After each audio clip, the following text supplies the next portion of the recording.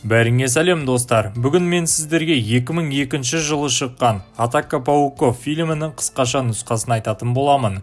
Ұйқысы келген жүргізуші химикаттарды тасып жүргенде жолда қоян шыға қалды. Ер адам рөлді бұрып, бөшкелердің біреуі жергілікті су қоймасына түсіп, оның уытты заттары суға құйылды.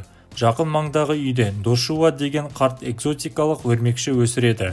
Оның қонағына Майк атты оқушы келді. Бала өрмекшілер үлкейіп кеткенін байқады. Ал бәрі де Дошуаның көлдің жағасынан жинап алып, өз өрмекшілерді қоректендіретін шегірткелердің арқасында. Майк секіріп жатқан өрмекшілерді қарап жатқанда, террариумнан тарантул қашып кетті.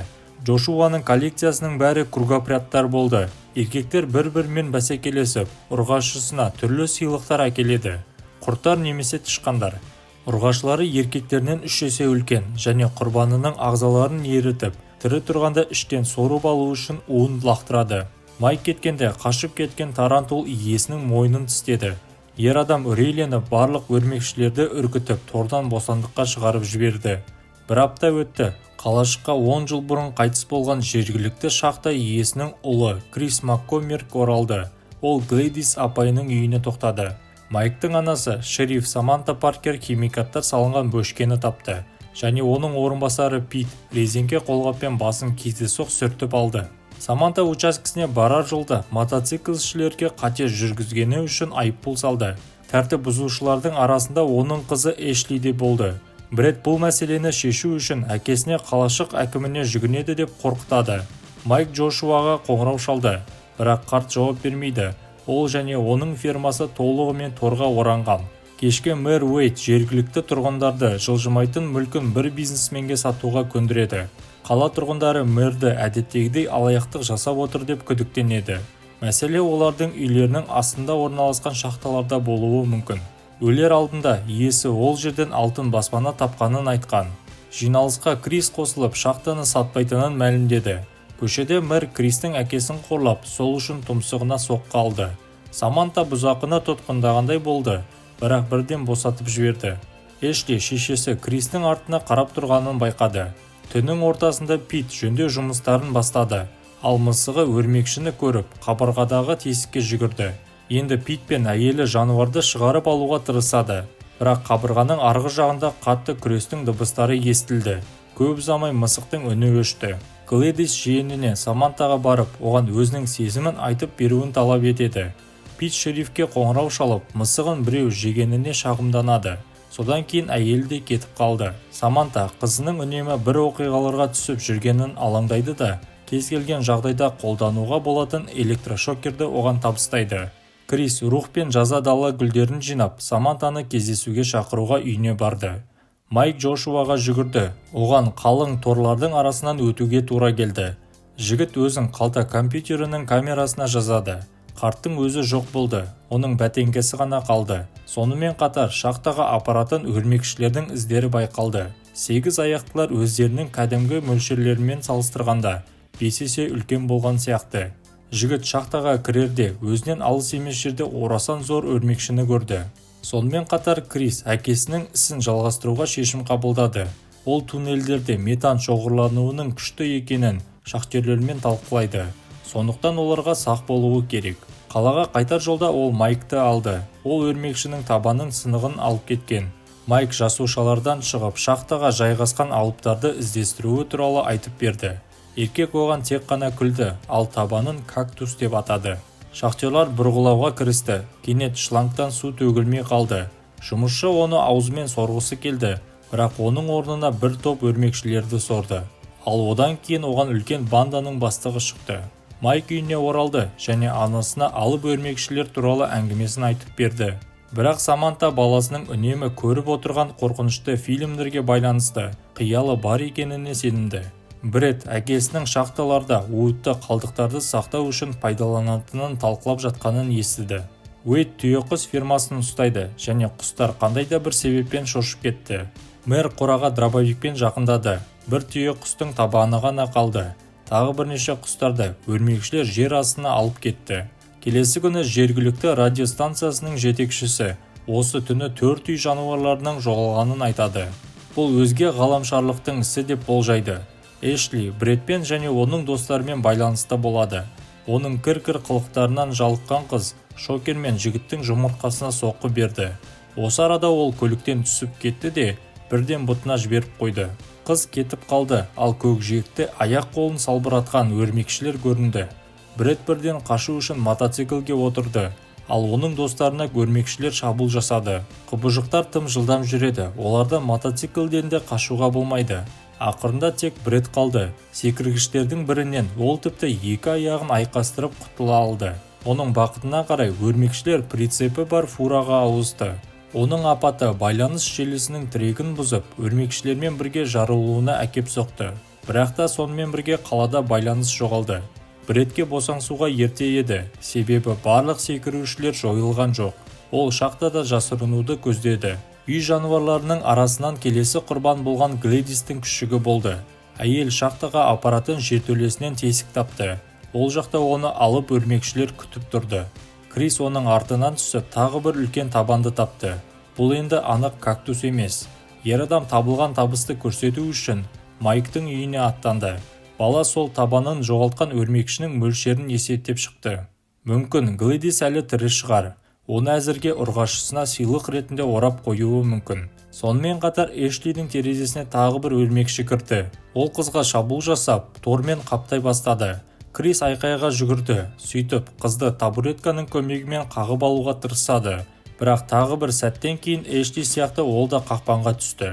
Бәрінде Саманта құтқарды. Ол өрмекшінің басын дробовикпен жарды. Саманта Питке телефон шалып, оған қарумен келуін сұрады. Полисмен бастықтың өтінішіне қатты қарады. Брэд бір шахтерді бірінің артынан сорып алып жатқан орасан зор торлардың арасында дейін жетті. Өрмекшілердің бірі шаштараздағы қарияларға жетіп, біреуін бірден торға орап тастады. Питтің машинасының артына бірден бірнеше секірушілер түсті. Майк Джошуаның 100, бәлкім 200 өрмекші болғанын және олардың барлығы түнгі аңшылар екенін айтады. Тұрғындарға ескерту жасау керек. Қазір оны тек радиодан ғана жасауға болады. Секірушілер Питпен бірге шерифтің үйіне жетті. Олардың бірі полицейдің көлігінің дәл үстіне жайғасып, бірден атып өлтірілді. Бүкіл компания машинаға отырып, радио жүргізушінің үйіне барды. Саманда эфирде алып өрмекшілердің шабуылы туралы әңгімелейді. Тіпті Харланның өзі мұны сандырақ деп санайды. Олардың орналасқан жеріне алып тарантул келіп жетті. Майк бұл туралы анасына ескертті. Сөйтіп ол соңғы сәтте тұтқындарға сауда орталығына тығуларын айтып үлгерді. Тарантул үйдің шатырын ашуға кірісті. Тапаншадан атылған оқтарға ол ешқандай назар аудармайды. Қала тұрғындары барлық дауыстарды тікелей эфирден естіп отыр. Троллейбус үй өрмекшісімен бірге аударылып кетті. Адамдар қыл-қаламнан соңғы сәтте қашып үлгерді. Егер қалада өрмекшілердің бар екеніне күмән болса, енді оларды өз көздерімен көре алады. 8 аяқтылар қабырғалар мен машиналары арқылы кафеге кіреді. Олар көбін жер асты діндеріне тартып әкетті. Жұрттың ішінен бір ғана жұмысшы тірі қалды. Көшелерде адамдардан гөрі өрмекшілер көп сияқты. Тіпті машиналарда тығылған жыртқыштардан жасырынуға көмектеспеді. Алғашқы аман қалғандар сауда орталығына жетті. Уэйд мұндай үрейдің қайдан пайда болғанын түсінбейді. Кейін басын бұрып, сайлаушыларын аңдып жүрген ондаған өрмекшіні көреді. Полисмендер сауда орталығына бара жатқан тұрғындарды құтқарып жатты. Олардың өздері металл қақпаларын жабылғанша соңғы сәтте ішке кіріп үлгереді. Тұрғындар айқайлап, не болып жатыр деп сұрайды. Майк өздерін үнсіз ұстауларын сұрайды. Сондай-ақ өрмекшілер қатты дыбыстар мен қозғалыстарды сезеді. Әскерилермен байланысқа шығу керек. Мэрдің өзімен бірге алып жүрген ұялы телефоны болды. Бірақ желіге қосылу үшін үйдің шатырына шығуға тура келеді. Адамдар бақ және электр құралдарымен қаруланады. Шатырға Харлан мен Крис көтеріледі. Майк олардың жөтелуін талап етеді. Күрт иістер өрмекшілердің сезімталдылығын бұзады. Шатырында 8 аяқтылар жоқ. Оның есесіне тұрақта тарантул пайда болып, ол кішірек өрмекшілерді басып келеді. Крис радиостанцияға шығып кетті. Ал Уэйд сол кезде сауда орталығының артқы жағынан қашып шығып, есікті құлыпқа іліп қойды. Біршама оқ жаудырып, Харлан да жоғары көтерілді. Крис әскерилердің нөмірін білмейді, сондықтан 911-ге қоңырау шалды. Бірақ оператор алып өрмекшілерді естіген соң жай ғана тұтқаны қоя салды. Ал олар жақын арадағы ғимаратқа кіріп кетеді. Күзетші Уайттың шахтаға қашып кеткенін, ал аман қалғандарға қорғанысты ұстап тұруға тура келетінін түсінді. Приготовились. Тарантул металл қақпаға тесік салды да, ол арқылы сауда орталығының барлық қабырғаларын толтырған, ондаған алып өрмекшілер пайда болды. Олар азайып барады. Саманта жертөлеге түсуге басшылық етеді. Питер барлық оқ-дәріні бітіріп, енді қашып құтылуына тура келеді. Ол аман қалды, бірақ жіңішке табандары оған қатты жабысып қалды. Бақытына орай қолының астында бензопила болды. Харлан биіктіктен қорқады, сол себепті жоғарыға шығудың орнына өрмекшіні өзіне қаратып шатырдан бұталарға құлады. Бірақ өрмекшілер бәрібір мұнараға шықты. Крис арқанмен төмен түсіп, желдеткішке кіріп кетуіне тура келді. Бред шахтада әкесімен кездесті, бірақ онымен ұзақ сөйлеспеді. Ол бірден қараңғылыққа сүйретіліп әкетті. Саманта Кристің желдеткіштен шығуына көмектесті. Қарияға өрмекші шабуыл жасады да, айыры да оған көмектеспеді. Ол жертөледегі аман қалғандарға қосыла алмады. Бірақ олар да қақпанға түсті. Шахта жағынан үлкен алып нәрсе кіруге асық болды. Бірақ бұл есікті айыр тиегіштің көмегімен сындырған Бред екен.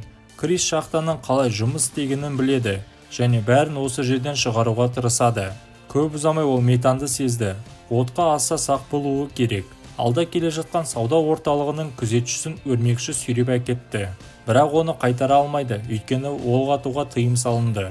Жұмысшы өзімен бірге тым болмаса арбалетті алып келіпті. Шығу жолы айналмалы ұрғашысының ұясы арқылы болды. Қақпақтарға адамдар ілінген, бірақ бәрі де өлген жоқ. Уэйд бақытына орай тірі қапты. Осы кезде Тарантул жертөлеге шығып, өрмекшілер шахтаның туннеліне кірді. Шығу жолы жақын, ал қалғандары оған өздері жетеді. Ал Крис өзінің Глэдис апасын тапқысы келеді. Шығу кезінде Саманта генераторды қосуы тиіс. Кристің бір идеясы бар. Саманта кетіп бара жатып, ер адамның оны осы уақыт бойы жақсы көргенін білетінін айтады. Егер ол мұны бұрыннан мойындаса, оларда бәрі басқаша болуы мүмкін еді. Крис Глэдисті іздеп торлардың арасында жүреді. Апатайы әлі мумияға айналған жоқ екен. Ал жігіттің артында үлкен алтын тіршілік бар. Адамдар сыртқа шығып кетті.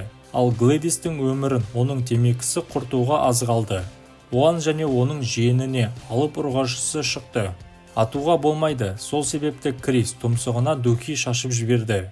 Крис апаймен бірге мотоциклдің көмегімен иісті жоғалтып алған өрмекшіден құтылуға тырысады.